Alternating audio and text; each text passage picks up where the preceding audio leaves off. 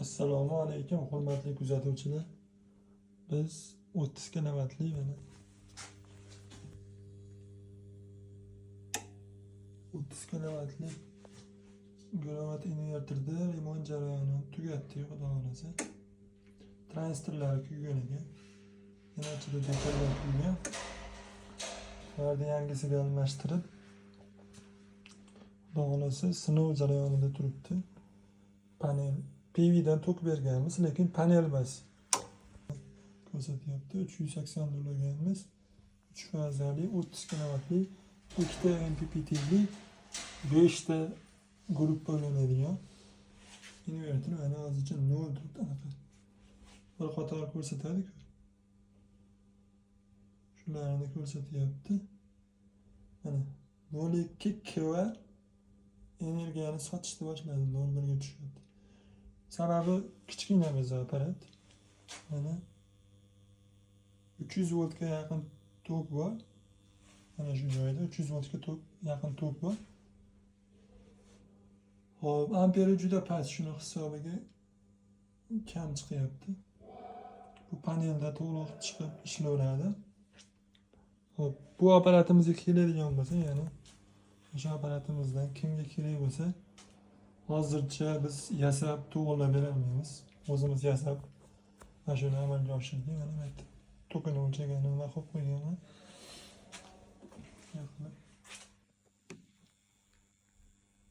Amperda mana tok ketyapti. Amperi juda ham oz.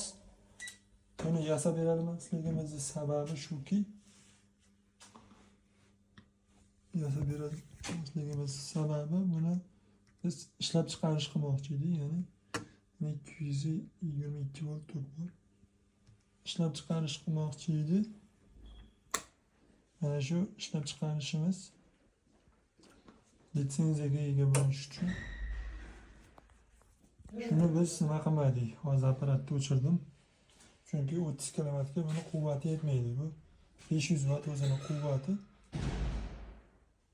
Shu quvvat yetmagani uchun pitaniya pastlab ketyapti. Shuni hisobiga men nima qilmadim. Agar kimga zarur bo'lsa, ekranga nomer yozib qo'yaman. Zakazlarni olishni boshlayveramiz. Pul olmay turamiz, faqat nechta kerakligini aytsa, shularni yozib aniqlab qo'yamiz. Mana shu apparatimizni biz mana shu holatga, ya'ni mana shunaqa holatga yaqin olib kelamiz. Ya'ni bu zavodskoy 60 volt 5 amperli blok pitaniya.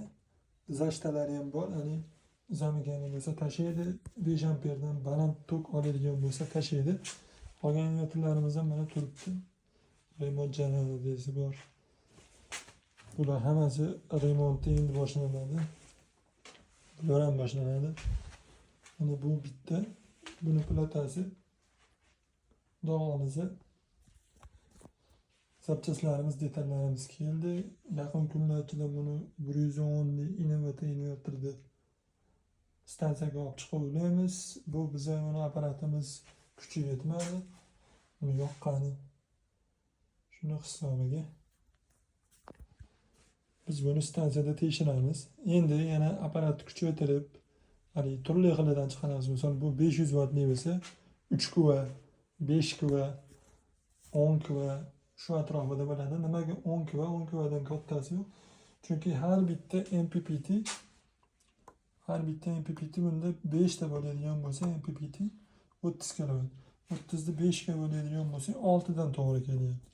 Ya'ni mana shu nima uchun bitta MPPT'si uchun, ya'ni bitta mana shu 30 kW to'liq holatda sinovdan o'tkazib olish uchun 6 kWli o'sha biz yasagan DC tok beradigan blok pitaniyamiz yetarli. Bu oddiy blok pitaniya emas.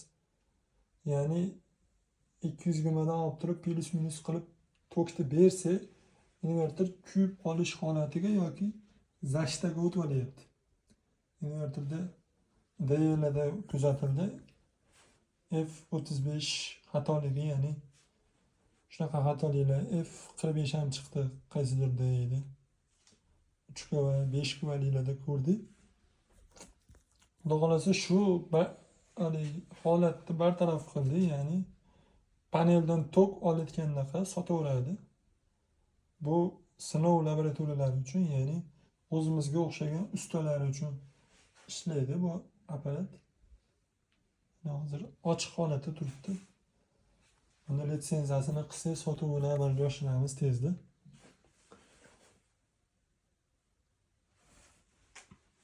Ya'ni mana shu davlatni tokidan olib, yana davlatni tokiga sotish uchun biz ayrim qurilmani yasab chiqdik.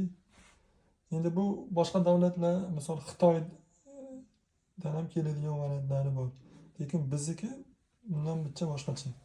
Ya'ni Xitoy impulsli variantda ishlab chiqarsa, biz oddiy transformatorli variantda ishlab chiqardik. Ya'ni serdishli transformatorda ishlayveradi bu. Ya'ni buzilsa ham mana shu transformatorlar kuyishi mumkin, boshqa bo'lishi mumkin. Boshqa xatoligi bo'lmaydi. Invertorga ulasangiz bexato ishlayveradi. Buni hozircha biz bir nimalarni qo'yib chiqaramiz. Bizni kuzatishda davom eting. Obzor.uz bir kanalida uzoqlashmanglar. Salomat bo'linglar.